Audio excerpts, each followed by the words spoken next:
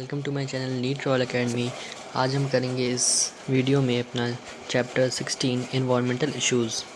इसमें आज हम एनसीईआरटी की लाइन टू लाइन रीडिंग करके इसको अच्छे से समझेंगे कि इस चैप्टर में आखिर है क्या।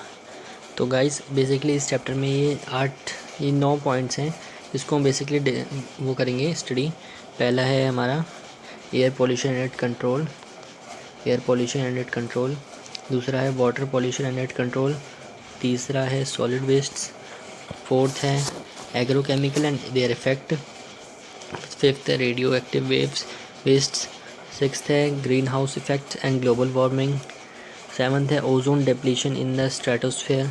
और एट्थ है gradation by empower resources utilization and maintenance. And ninth है इसका डिफॉरेस्टेशन। तो गाइस हम स्टार्ट करते हैं फर्स्ट टॉपिक से स्टार्ट करेंगे जो कि है air pollution and it control. तो हम बेसिकली पहले जो शुरुआत में रीडिंग दे रखी होती है उसको हम रीड कर लेंगे थोड़ा सा, जिससे हमें अच्छे से समझ में आएगा। Human population has grown enormously over the last 100 years. This means increase in demand for food, water, home, electricity, roads, automobiles, numerous other commodities. These demands are exerting tremendous pressure on our natural resources, and they are also contributing to pollution of air, water and soil. यानी कि human population जो है वो enormously मतलब बहुत तेज़ी से grow कर रहा है लास्ट 100 ईयर्स में। इसका मतलब ये है कि इंक्रीज़ इन डिमांड ऑफ जिसकी वजह से जो इंक्रीज़ होती है डिमांड फूड की, वाटर की, होम की, इलेक्ट्रिसिटी की, रोड की, ऑटोमोबाइल्स हो गया, न्यूमरस अदर कमोडिटीज़ मतलब और भी अदर वो इसेंशियल चीज़ें जो मतलब ज़रूरत में आती हैं, तो ये उसकी डिमांड बढ़ती जा रही है। These demands are exerting tremendous pressure on our natural resources. ये डिमांड है ये पूरी कब होंगी, ये हमारे नेचुरल रिसोर्सेज से पूरी होती है, तो उनके ऊपर है कि डिमांड को पूरा करना है इतनी बड़ी पॉपुलेशन के लिए। And there are also contributing to pollution of air. ये जो कंट्रीब्यूट करते हैं हमारे इन्वायरमेंट में, पॉल्यूशन ऑफ एयर में, पॉल्यूशन ऑफ वाटर में, पॉल्यूशन ऑफ सॉइल में। तो इस वजह से हमारी जो एयर मतलब वो इन्वायरमेंट है वो पॉल्यूट हो जाता है। और the need of the hour is to check the gradation and depletion pollution without halting process of development. मतलब अब ऐसी चीज़ की ज़रूरत है कि हम डिग्रेडेशन और डिप्लीशन जो हमारे प्रीशियस नेचुरल रिसोर्सेज हैं उनको ना करके मतलब बिना किसी नुकसान पहुंचाए कि डेवलपमेंट की तरफ बढ़े, मतलब ऐसी चीज़ की हमें ज़रूरत है। तो pollution and undesirable change in physical, chemical and biological characteristic of air, land, water और सॉयल। पॉल्यूशन जो है अनडिज़ायरेबल मतलब जो हम ना चाहते हुए भी फिज़िकली, केमिकली और बायोलॉजिकली चेंज आता है एयर में, लैंड में, वाटर में और सॉयल में, उसे हम पॉल्यूशन कहते हैं। तो pollution is an undesirable changes in physical, chemical, biological characteristic of air, land and soil. Agents that bring about such an undesirable changes are called pollutant. मतलब undesirable changes जो इसमें आते हैं उसे हम pollutant कहते हैं। In order to control environment pollution, इस environment के pollution को control करने के लिए गवर्नमेंट ऑफ इंडिया ने एक एक्ट पास किया था 1986 में, Environment Protection Act 1986 to protect and improve the quality of our environment, air, water and soil. इनको बचाने के लिए गवर्नमेंट ने एक एक्ट पास किया था, एनवायरनमेंट प्रोटेक्शन एक्ट 1986। इसे हमें ध्यान रखना है, ये पेपर में आ सकता है। वो आगे बढ़ते हैं हमारे फर्स्ट टॉपिक की तरफ। 16.1 air pollution and control. We are depend on air for our respiratory need. हम एयर पे डिपेंड करते हैं अपनी रेस्पिरेटरी नीड्स के लिए, ऑक्सीजन को लेने के लिए और कार्बन डाइऑक्साइड पास करने के लिए। जो एयर पोल्यूटेंट है are cause injury to all living organism. Air pollutant होते हैं ये सभी लिविंग ऑर्गेनिजम्स को इंजरी, रिड्यूस ग्रोथ, वो रिड्यूस करते हैं ग्रोथ उनकी, यील्ड ऑफ क्रॉप, उनकी क्रॉप को वो करते हैं, नुकसान पहुंचाते हैं। और causes premature death of plant, मतलब प्लांट की प्री मैच्योर डेथ हो जाती है जबकि उनकी डेथ से पहले ही उनकी डेथ हो जाती है, मतलब प्रीमेच्योर डेथ उसे कहते हैं। तो air pollutant also deleteriously affect respiratory system of humans and of animal. मतलब जो एयर पोल्यूटेंट होते हैं एयर में, वो रेस्पिरेटरी सिस्टम जो ह्यूमन का होता है और एनिमल का होता है उसको भी बहुत नुकसान पहुंचाते हैं। तो harmful effect depend on concentration of pollutant, duration of exposure and the organisms. मतलब इसका जो इफ़ेक्ट होता है ये डिपेंड करता है कंसनट्रेशन ऑफ पोल्यूटेंट, मतलब पोल्यूटेंट का कंसनट्रेशन कैसा। अगर उसका पोल्यूटेंट का कंसनट्रेशन ज़्यादा होगा तो हमें ज़्यादा मतलब नुकसान पहुँचाएगा, तो it depend on concentration of pollutant, duration of exposure and the organisms. Smoke stack of thermal power plant, smelter and other industries release particulate and gaseous air pollutant together with harmless gases such as nitrogen, oxygen. This pollutant must be separated and filtered out before releasing the harmless gases into the atmosphere. मतलब जो smoke stacks of thermal power plant होते हैं, smelters और other industries जो release करती हैं gaseous air pollutant together with harmless gases, जैसे कि नाइट्रोजन हो गया, ऑक्सीजन हो गया। This pollutant must be separated for releasing the harmless gases in the atmosphere. मतलब इनको हमेशा मतलब अलग कर लेना चाहिए जब ये मतलब एटमॉस्फेयर में इनको जब छोड़ते हैं तो इनको हमें अलग करके रख लेना चाहिए। जैसे कि नाइट्रोजन हो गया, ऑक्सीजन हो गया, इनको हमें अलग कर लेना चाहिए अदर पोल्यूटेंट से, कि हम इनको बाद में अपने यूज़ में ला सकें। तो अपने इनको बचाने के नाइट्रोजन और ऑक्सीजन को। हम आगे बढ़ते हैं। यह है इलेक्ट्रोस्टैटिक प्रेसिपिटेटर। तो there are several ways of removing particulate matter, the most widely use of which the electrostatic precipitator. मतलब यहाँ तो बहुत सारे वेज हैं कि मतलब रिमूविंग पर्टिकुलेट मैटर को, द मोस्ट वाइडली यूज जो वे है वो है इलेक्ट्रोस्टैटिक प्रेसिपिटेटर वाला, विच कैन जो रिमूव करता है 99% of particulate matter present in the exhaust from thermal power plant. जो 99% जो होते हैं मैटर को रिमूव करता है exhaust from the thermal power plant. इसके पास इलेक्ट्रोड की वायर होती है, it has electrode wire that are maintain and at several 1000 volt, maintain होते हैं बहुत ज़्यादा 1000 वोल्ट्स के ऊपर। Which produce a corona that release electron, ये कोरोना रिलीज़ करते हैं जिनको इलेक्ट्रॉन को। This electron attach to dust particle, ये इलेक्ट्रॉन होते हैं डस्ट पार्टिकल से अटैच होते हैं and giving them net negative charge. मतलब अगर वो डस्ट पार्टिकल के साथ अटैच होंगे तो इलेक्ट्रॉन जो है, ये इलेक्ट्रॉन हो गया, इसके पास नेगेटिव चार्ज होता है।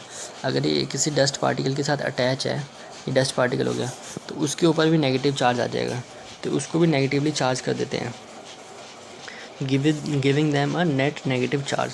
The collecting plate are grounded and the attract the charge dust particle. मतलब जो कलेक्टिंग प्लेट जो होती है इसके अंदर, जो इसके अंदर कलेक्टिंग प्लेट होती है इलेक्ट्रोस्टैटिक प्रेसिपिटेटर के अंदर, ये कलेक्टिंग जो प्लेट है ये बिल्कुल ही फ्लैट होती हैं, ये बिल्कुल ही फ्लैट होती हैं। ये देखो, ये फ्लैट देख रहे हो, ये कलेक्टिंग प्लेट है, ये कलेक्टिंग प्लेट बिल्कुल ही फ्लैट होती है। जब ये यहाँ से पास होते हैं तो नेगेटिवली चार्ज ऑफ इलेक्ट्रॉन मतलब पास हो जाता है, और जो डस्ट जो होता है उनके ऊपर इसमें चिपक जाते हैं और डस्ट अलग हो जाता है, और जो हमारी गैसेस हैं वो अलग हो जाती हैं। समझ गए आप? तो ये जो है collecting plates are grounded and attract the charge dust particle, वो उनको अट्रैक्ट कर लेती है अपनी तरफ, जो चार्ज डस्ट पार्टिकल है negatively charge. Velocity of the air between the plate must be enough to allow the dust to fall. जो उसके बीच की वेलोसिटी है एयर को पास होने के लिए, उसकी वेलोसिटी इतनी है कि डस्ट जो है नीचे गिर जाए, बस इतनी ही उसकी वेलोसिटी है, ज़्यादा तेज़ नहीं है। तो जो स्क्रबर है, ये इसमें स्क्रबर भी होता है एक, ये आपने देखा यहाँ पे ये स्क्रबर है, ये हो गया स्क्रबर। इसका क्या काम है? तो इसका काम है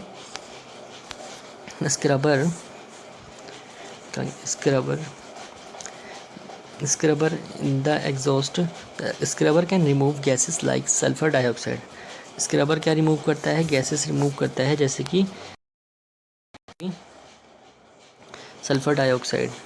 स्क्रबर रिमूव करता है gases like sulphur dioxide. In a scrubber the exhaust is pass through a spray of water. जो स्क्रबर में होता है, एग्जॉस्ट जो पास करता है through a spray of water, वो स्प्रे ऑफ वाटर से पास करता है या लाइम वाटर से पास करता है। Recently we have realise the danger of particulate matter that are very very small and are not removed by this precipitator। Recently अब और भी मतलब पार्टिकुलेट मैटर आ गए हैं, मैटर आ गए हैं जो मतलब इनसे भी बहुत छोटे छोटे हैं, जो कि इलेक्ट्रोस्टैटिक प्रेसिपिटेट से मतलब रिमूव नहीं हो पाते। तो according to the CPCB central pollution control board, ये डेफिनेशन आ सकती है, इसको आप याद कर लेना। द पर्टिकुलेट साइज 2.5 माइक्रोमीटर जो होते हैं और less than diameter of PM2.5 are responsible for causing great health. मतलब ये जो 2.5 वाले हैं, ये मतलब 2.5 या उससे कम जो होते हैं वो अपने ह्यूमन हेल्थ को बहुत ज़्यादा नुकसान पहुंचाते हैं। These lines particulate can be inhaled deep into lungs. जब ये लंग्स के अंदर इनहेल की जाती है तो हमें मतलब रेस्पिरेटरी डिसऑर्डर्स हो सकते हैं, अस्थमा हो गया, TB हो गया, मतलब बहुत सारे मतलब ऐसे रेस्पिरेटरी ऑर्डर्स जिसमें हमें सांस लेने में तकलीफ हो और हम मतलब अपनी ब्रेथ को सही से ना ले पाएँ। Lungs can causes breathing respiratory symptoms, irritation, inflammation, irritation होती है, उसके सिम्टम्स आते हैं, इन्फ्लेमेशन होगी और डैमेज द लंग्स और प्री मैच्योर डेथ भी हो सकती है इसमें। तो ये हमारा हो गया इसमें इलेक्ट्रोस्टैटिक प्रेसिपिटेटर के बारे में, जिसमें जो 2.5 और उससे कम वाले हैं वो इसे रिमूव नहीं हो पाते। तो उसके लिए सेंट्रल पोल्यूशन कंट्रोल बोर्ड ने मतलब ये बताया कि जो ये हैं ये 2.5 वाले जो पर्टिकुलेट मैटर है वो इससे रिमूव नहीं हो पाते। तो इसके लिए भी हमें कुछ मतलब निकालना पड़ेगा जिससे ये भी मतलब रिमूव इस एयर में से, जिसमें से नाइट्रोजन और ऑक्सीजन को हम अलग कर रहे हैं। तो हम आगे देखते हैं आगे क्या है। तो automobiles are major cause for atmosphere pollution. मतलब ऑटोमोबाइल्स जो हैं बहुत ही ज़्यादा मेजर वो हैं एटमॉस्फेयर को पोल्यूशन करने में, इनका बहुत बड़ा रोल है मेट्रो सिटीज़ में। तो as the number of vehicle increases on the street, this problem is now shifting to other cities। अब ये प्रॉब्लम अदर सिटीज़ में मतलब शिफ्ट होती जा रही है जैसे जैसे व्हीकल्स के नंबर बढ़ते जा रहे हैं।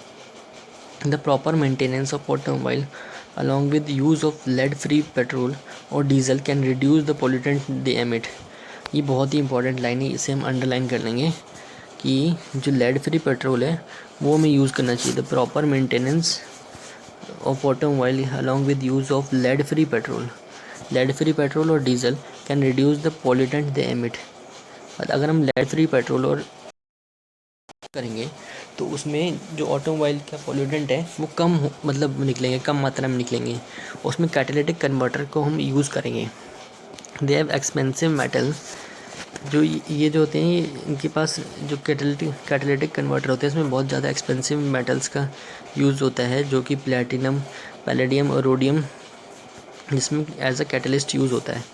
Platinum, palladium, rhodium as a catalyst are fitted into automobiles. यहाँ पे कैटलिस्ट की बात की है, कैटलिस्ट यहाँ पे बात की है। Are fitted into automobiles for reducing emission of poisonous gases as exhaust passes through catalytic converter.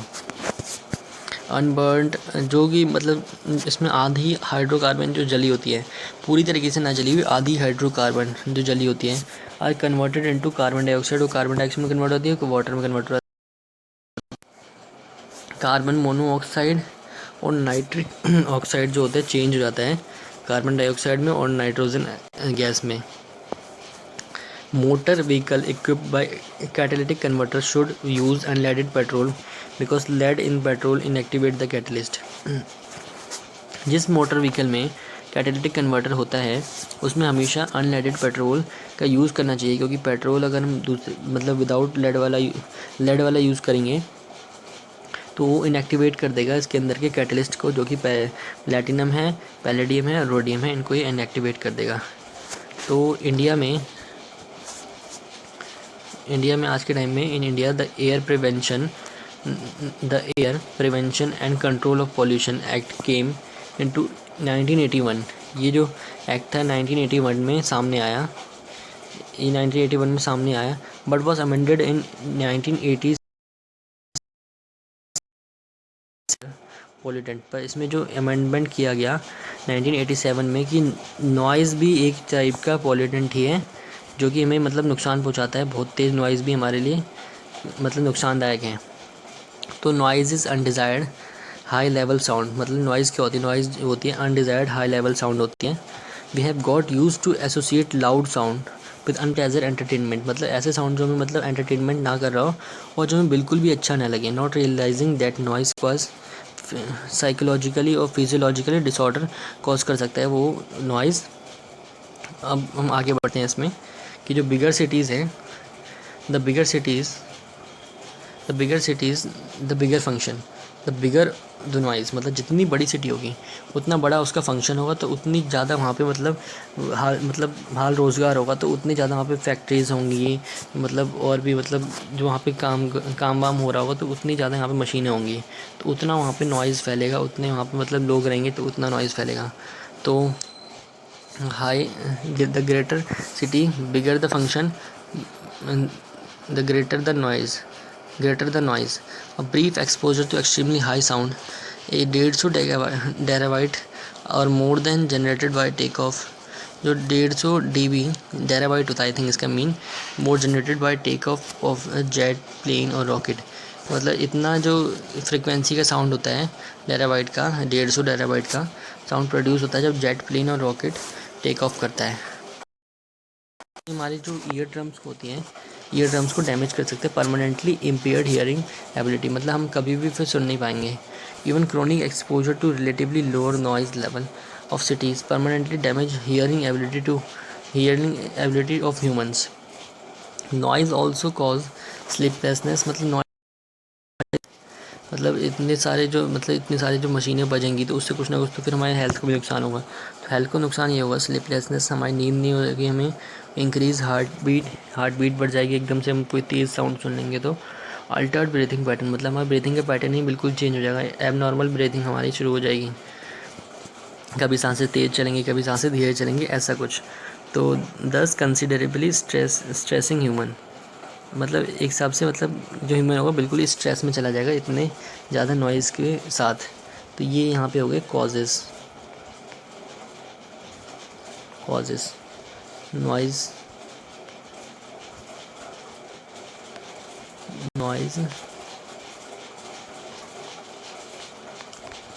pollution causes.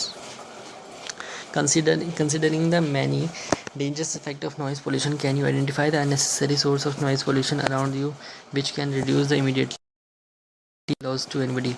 अब ये कह रहा है कि तुम अपने आसपास आइडेंटिफाई कर सकते हो कि अननेसेसरी जो सोर्स ऑफ नॉइज़ पोल्यूशन है around you which can reduce immediately, जिसको जल्दी से जल्दी रिड्यूस करना चाहिए विदाउट एनी फाइनेंशियल लॉस, बिना किसी फाइनेंशियल लॉस के, किसी के भी। तो reduce of noise in are industries can be affected by use of sound absorbent, मतलब ऐसे मटेरियल का यूज़ करो कि मतलब अगर अंदर कोई सा भी मतलब मशीन है यहाँ पे, ये मतलब यहाँ पे बीट मतलब इस पर मार रहा है बार बार, इस पर लग रहा है बहुत देर बार, तो इससे जो वाइब्रेशन जो यहाँ प्रोड्यूस होगी वो रिफ्लेक्ट बैक हो जाएगी वापस उसी मतलब एरिया में, उसी रूम में। तो ये जो मटेरियल होता है, ये मटेरियल होता है साउंड एब्जॉर्बेंट, मतलब साउंड को एब्जॉर्ब कर लेते हैं, साउंड एब्जॉर्बेंट।